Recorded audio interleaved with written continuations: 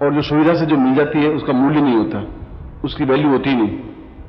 मैं आपको 10 दिन बाद मिलूं तो आपकी वैल्यू हो जाएगी, दिन में 4 बार मिलूं तो मेरी वैल्यू होगी नहीं।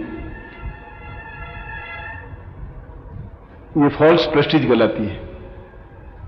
फॉल्स प्रेस्टीज का मतलब है कि डॉक्टर की प्रैक्टिस नहीं चलती हो किसी वैद्य की तो कमरे में बैठा रहेगा, बाहर मरीज बैठा रहेगा, डॉक्टर साहब बहुत बिजी हैं, डॉक्टर साहब बहुत बिजी हैं, डॉक्टर साहब बहुत बिजी हैं। 1 घंटे बाद आप मिलेंगे तो आपको डॉक्टर साहब बहुत महान है, फिर आप तुरंत मिल लेंगे, उस वैद्य से मिल लेंगे। तो गुरु जी भी फॉल्स गुरु जी होते हैं, बहुत मिलते ही नहीं, अंदर बैठे बैठे मक्खी मारते रहते हैं पर मिलते नहीं वो। तो आप फॉल्स शिष्य नहीं बने, अपनी क्षमता के साथ इंतजार करें और पूर्ण क्षमता के साथ। जो सही होगा वो 2 टूक आके बोल जाएगा, वो आपको इंतजार नहीं करवाएगा, नहीं मिलना है नहीं मिलूंगा, मिलना है तो मिलूंगा, मन से आप फ्रॉड दे दूंगा, कह दूंगा ये काम आपसे नहीं हो सकता, तो मैं आपको ये साधना नहीं करवाता हूं तो मुझे विश्वास है कि साधना में सफलता मिलती है, क्योंकि मैंने इसका अनुभव किया है। मैंने मिठाई खाई है तो बता सकता हूं कि इसका स्वाद कैसा है, और आपको मिलेगी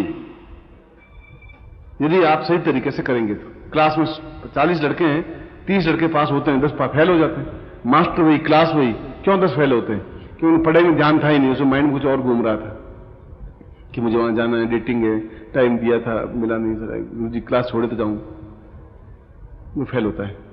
और पूरी निष्ठा के साथ कार्य करते हैं तो पास हो जाते हैं, फर्स्ट क्लास भी पास हो जाते हैं।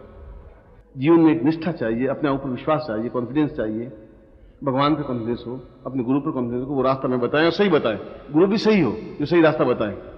ये गुरु की भी ड्यूटी है। अगर वो छल करता है, झूठ बोलता है, पाखंड करता है तो गुरु नहीं है तुम्हारा।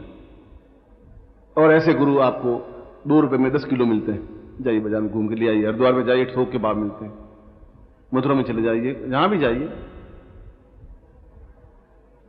मगर वो आपको मंदिर के लिए चंदा मांगेंगे, मकान के लिए चंदा मांगेंगे, कुछ आप दक्षिणा मांगेंगे, फीस मांगेंगे और करते रहेंगे काम। उनकी जीवन शक्ति भी यही है।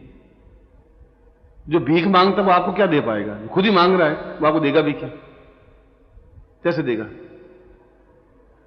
इसलिए गुरु पर भी विश्वास होना ही चाहिए, अगर वो सदगुरु है तो। और अपनी जो साधना करवा रहा हूं उस पर भी विश्वास आपको होना चाहिए कि मंत्र सही है। मंत्रे तीर्थे दुजे देवे देवज्ञे भेषजे गुरु यादृशी भावना यस्य तादृशी फलितम या। मंत्र में तीर्थ पर, देवताओं पर, डॉक्टर पर अगर आपको विश्वास नहीं है तो आपको कोई दवा लाभ दे ही नहीं सकती। विश्वास करना पड़ेगा। वो गोली जो दे रहा है फिर आप सही है, खराब है, मर जाऊंगा, जिंदा रहूंगा, तो आप गोली नहीं खा सकते, टेबलेट नहीं, इंजेक्शन नहीं दे सकते, आप डाउटफुल हो जाएंगे। या उस पर विश्वास करिए या मत करिए। याद से जितनी आपका भावना है उतना ही फल मिलेगा। 10% आपकी भावना, 10% फल मिलेगा।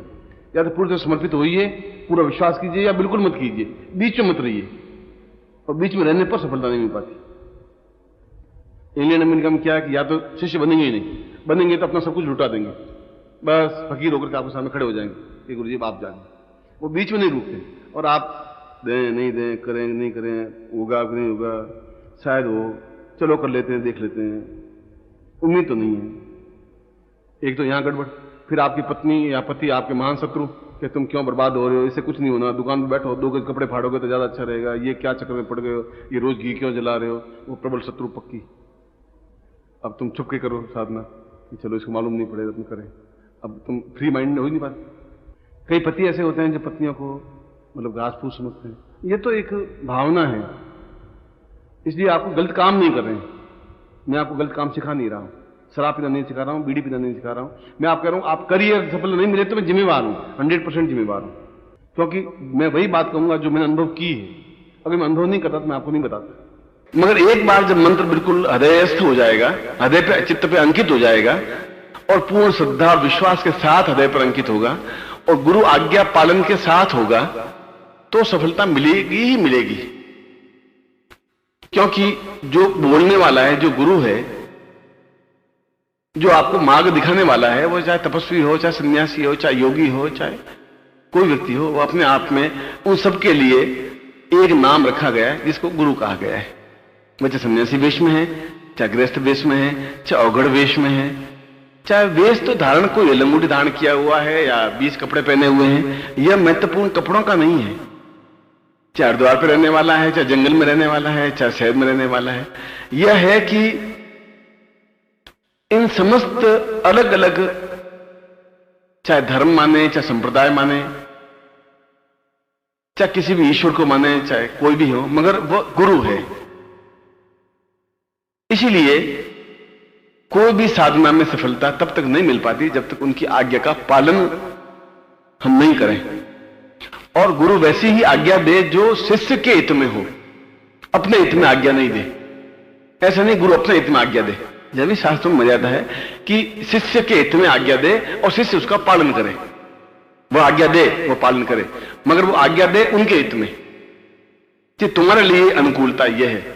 तो वो देख परखता रहता है कि आज्ञा मानता है कि नहीं मानता है। यदि आज्ञा मानता है तो सही शिष्य है, इसको मुझे और आगे अग्रसर करना है। यदि आज्ञा नहीं मानता है तो ठीक है, ये अपने पाप कर्मों की वजह से खुद ही दुख भोगता है और भोगता रहेगा, सफलता इसको नहीं मिल सकती। क्योंकि साधनाओं में बुद्धि, चालाकी, धूर्तता, मक्कारी ये नहीं चल सकती। साधनाओं में तो एक विश्वास चल सकता है, एक आस्था चल सकती है, एक भक्ति चल सकती है, एक प्राणों से जुड़ाव चल सकता है और आज्ञा पालन चल सकता है। यह दोनों अलग अलग रास्ते हैं। यदि सांसारिक जीवन में जाएंगे तो आपको चतुराई भी बतानी पड़ेगी, बुद्धि भी बतानी पड़ेगी, होशियारी बतानी पड़ेगी, कला भी दिखानी पड़ेगी। वो एक अलग क्षेत्र अलग है। यह क्षेत्र जो साधना का क्षेत्र है, जो जीवन का आवश्यक है, क्यों इन समस्याओं से मुक्ति पानी है हमें, इसके लिए गुरु हो और उसकी आज्ञा पालन हो। गुरु ने कहा कि तुम्हें यह कार्य करना है तो फिर वो कार्य करे। यदि उसने तर्क किया तो गुरु समझ लिया कि ये अभी स्थिर नहीं है, इसका मानस स्थिर नहीं है, ये सफलता नहीं पा सकता। क्योंकि जब इसका मानस स्थिर है ही नहीं तो मेरी आज्ञा का कोई पालन करने का मतलब ही नहीं होगा। मैं तुम्हें कहूंगा कि आप लेफ्ट साइड से जाएंगे, कनाट प्लेस जाएंगे और आप रोहिणी की ओर निकलते रहें, आप आज्ञा पालन नहीं करें तो रोहिणी में आप 200 मील जाने पर भी आपको कनाट प्लेस नहीं मिल सकता। कनाट प्लेस मिलने के लिए तो उनकी आज्ञा का पालन करना ही पड़ेगा तुम्हें कि भाई इस साइड से जाओगे और वजीपुर डिपो से आप राइट टर्न मोड़ोगे, पंजाब बाग आएगा, यूं जाएगा, जो भी रास्ता है, यूं रास्ता उसको बताए, उस रास्ते से चलेगा तभी उसको सफलता मिल पाएगी। और वो नहीं माने, वो कहते गुरु जी ने इधर कहा, मैं उधर चलूंगा, मैं नहीं मानता, तो उसको पूर्णता, सफलता, श्रेष्ठता, उच्चता और दिव्यता और तेजस्विता और जो कुछ वो चाहता है वो नहीं मिल सकता, चाहे वो कितनी साधना कर ले। क्योंकि उसके मन में एक आता कि आज्ञा तो मानेगा नहीं, इसको मंत्र देने से या कुछ करने से फायदा भी नहीं है, अनुकूलता है ही नहीं, क्योंकि अभी इसका चित्त निर्मल बना ही नहीं। अब इसके चित्त पर एक बुद्धि का एक आवरण है, बुद्धि का एक दबाव है तब बेकार कहना है इसको। या आज्ञा मानता है या नहीं मानता, दोनों में से एक बात। घर में भी है, अगर आप मुखिया हैं और यदि आपकी पत्नी आगे कोई आज्ञा नहीं माने, बेटा की दूसरी लाइन पे चले, दूसरा बेटा दूसरी लाइन पे चले, तीसरा बेटा तीसरी लाइन पे चले, तो आपको सोचिए कि आप परिवार को भी नहीं चला सकते। उसके लिए भी उन सबको उनके मतभेद हो सकते हैं, पर आज्ञा पालन लास्ट में तय है कि भाई पिताजी ने कहा है हमें ये काम करना है, उनके घर में नहीं जाना है तो उनके घर में नहीं जाना है, कोई कारण हमारे हैं हम उनके घर नहीं जाएंगे, चाहे चाचा हैं, चाहे भाई हैं, चाहे ताऊ हैं, चाहे एक्स हैं, चाहे भाई हैं, हमें होटल में नहीं जाना है तो नहीं जाना है। तो घर के मुखिया की आज्ञा पालन तो होता ही है, तो गुरु का भी एक आज्ञा पालन तो होता ही है। इसीलिए साधनाओं में सफलता के लिए यह बिल्कुल एक साधारण और सामान्य प्रयोग दिखता है, मगर अपने आप में महत्वपूर्ण प्रयोग है। आज के आदमी के जीवन के लिए तो अत्यंत आवश्यक प्रयोग है। और इसीलिए मैंने कहा कि इसके पहले यह आवश्यक है कि उस व्यक्ति में एक आज्ञा पालन बने, ये निश्चय करे कि उन्होंने मुझे मंत्र दिया है, मुझे मंत्र का पालन करना है। और जो मुझे कहा कि सुबह 4 बजे मंत्र जाप करना है, मुझे 4 बजे करना है। उन्होंने मुझे कहा 3 माला मंत्र जाप करनी है, 3 माला मंत्र जाप करनी है मुझे, वो आज्ञा पालन करे। अब उसमें तर्क करे 3 माला 4 माला कर दूं तो क्या हो जाएगा, 2 माला करूंगा तो क्या हो जाएगा, 25 माला कर दूंगा जल्दी सफलता मिल जाएगी। अब आप खुद सोचिए कि मैं तुम्हें कहूं कि रोज आपको 6 रोटी खानी चाहिए, बहुत है, आपको महीने की 6 या 18 180 रोटी एक साथ खा लूं तो क्या तकलीफ होगी गुरु जी? 180 रोटी खाती तो मतलब बहुत तकलीफ में आ जाओगे। अब तुम अपना तर्क करोगे नहीं 180 रोटी एक साथ खाते 29 दिन कौन अटैक करेगा, नहीं कर सकते तुम। इसीलिए एक लिमिट है कि वाइब्रेशन उतना ही मन पाएगा, उतना ही काम कर पाओगे जितना आप पचा सकोगे मंत्र को। मंत्रों को आपके शरीर में पचाने की शक्ति की क्षमता आनी चाहिए, और वह भी तब मंत्र के साथ गुरु भी आपके शरीर में एक सन्निहित होते रहे, समाहित होते रहे, तो गुरु उतना ही समाहित हो पाएगा जितना आपके शरीर में ज्ञान और चेतना है। वह गुरु भाव लेता है कि इसमें ज्ञान और चेतना 5 माला की है, 21 माला की है, 3 माला की है, 1 माला की। इसीलिए यह प्रयोग प्रत्येक प्रकार की साधनाओं में, चाहे मैंने कहा आध्यात्मिक 2 पक्ष है हमारे जीवन के, एक भौतिक पक्ष है, भौतिक में शरीर आ गया, धन यश मान पद प्रतिष्ठा ऐश्वर्य सब आ गया। एक आध्यात्मिक पक्ष है जो शुद्धता, निर्मलता, चैतन्यता, पूर्णता, सफलता, ईश्वर दर्शन, कुंडली जागरण, सहस्रार जागरण और ब्रह्म में साक्षात्कार होना और लीन हो जाना, ये एक पक्ष हो गया। और दोनों ही जीवन में आवश्यक है, उससे मन शांति मिलती है, इससे समाज में यश मिलता है। इसे दोनों का समन्वय, इसलिए अलग अलग साधना दी है, मगर दोनों प्रकार की साधनाओं में सफलता के लिए प्रयोग एक ही है। चाहे वो प्रयोग साधना करें तभी इसी प्रयोग से प्रारंभ करें, या प्रयोग करें फिर उस बाद साधना कर लें। ये नहीं आज 20 साल बाद भी, 25 साल बाद भी, 500 साल बाद भी, जिस समय तो आज से 10,000 साल पहले पैदा हुए थे, वो प्रयोग आज भी चल रहा है और लोगों ने सफलता पाई है। और मैं खुद इस बात का साक्षी हूं, इसीलिए आज आपको ये प्रयोग दिया है, बता रहा हूं। और सामान्य सिंपल, उन्होंने कहीं जटिलता इसमें नहीं बरती, तो ऐसा आपको उलझाया नहीं, सीधा सरल कहा कि इसके बेस एक ही है कि आपके जीवन में गुरु होना चाहिए, उनकी आज्ञा पालन होना चाहिए, बस बेस इतना ही रखा है। और फिर गुरु के लिए भी बेस रखा कि आप आज्ञा देंगे तो शिष्य के हित में देंगे, बस खत्म। अपने हित में नहीं देंगे, ये नहीं कहेंगे आप मुझे ये काम करें, ऐसा नहीं, शिष्य के हित में देंगे। और शिष्य का हित इसमें है कि वो आज्ञा पालन करे ही। अब देखिए, आप वो करे तभी सफलता मिल पाएगी, नहीं करे सफलता नहीं मिल सकती उसमें। जो नहीं करता ही उसमें बुद्धि उस पर हावी हो जाएगी, बुद्धि हावी होते ही वो सारा किया धरा पानी मिल जाता है, और गुरु के मन में संशय पैदा हो जाता है कि ये शिष्य अब नहीं बढ़ सकता, नहीं कर सकता कुछ भी, क्योंकि मानेगा ही नहीं तो फिर मैं इसको कितनी बार समझाऊंगा और कहूंगा भी क्या, और क्या फायदा भी होगा, क्योंकि तर्क इसमें नहीं चल सकता। इसमें तो केवल श्रद्धा चल सकती है, तर्क और श्रद्धा दोनों अलग अलग चीज है। तर्क दुकान से कर सकते हैं कि 20 रुपए आप बता रहे हैं, 20 रुपए का नहीं है, या 15 रुपए का भाव है, आप देखिए मैं 16 रुपए ले रहा हूं, यहां तक तो वहां तो चल सकता है तुम्हारा, पर मंत्र में तर्क कहां से चलेगा?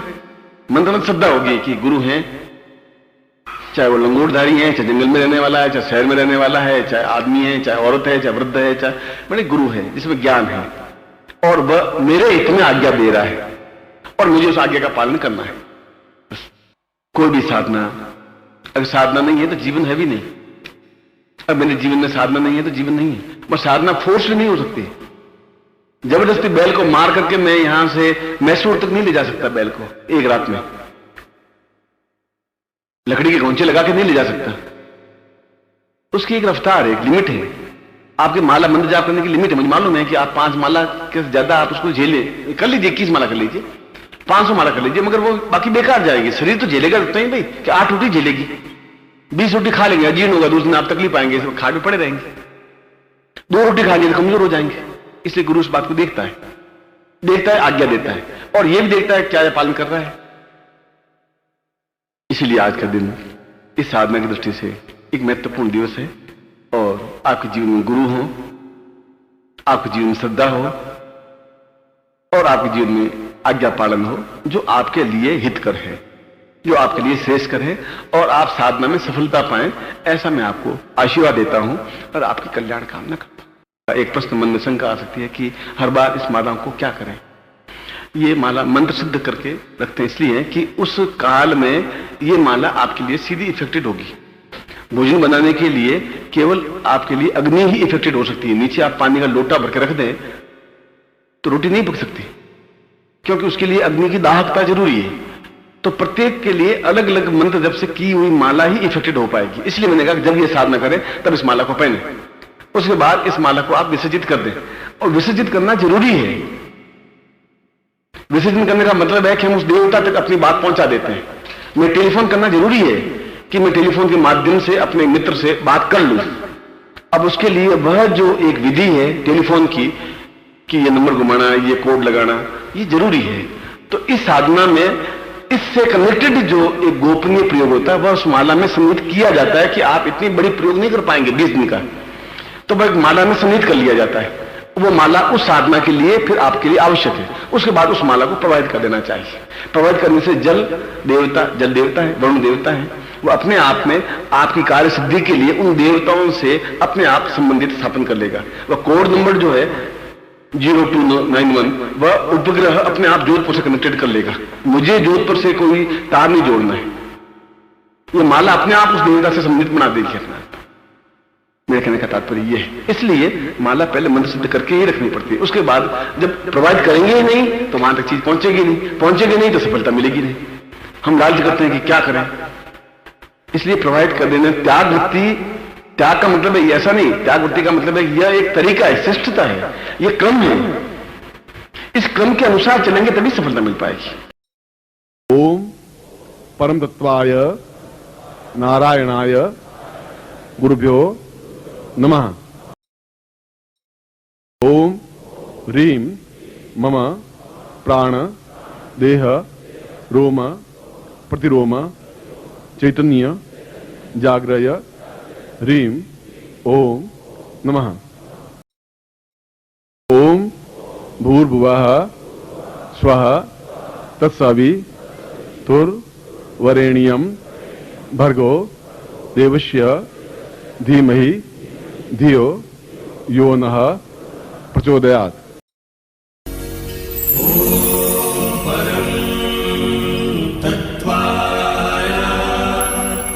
नारायणाय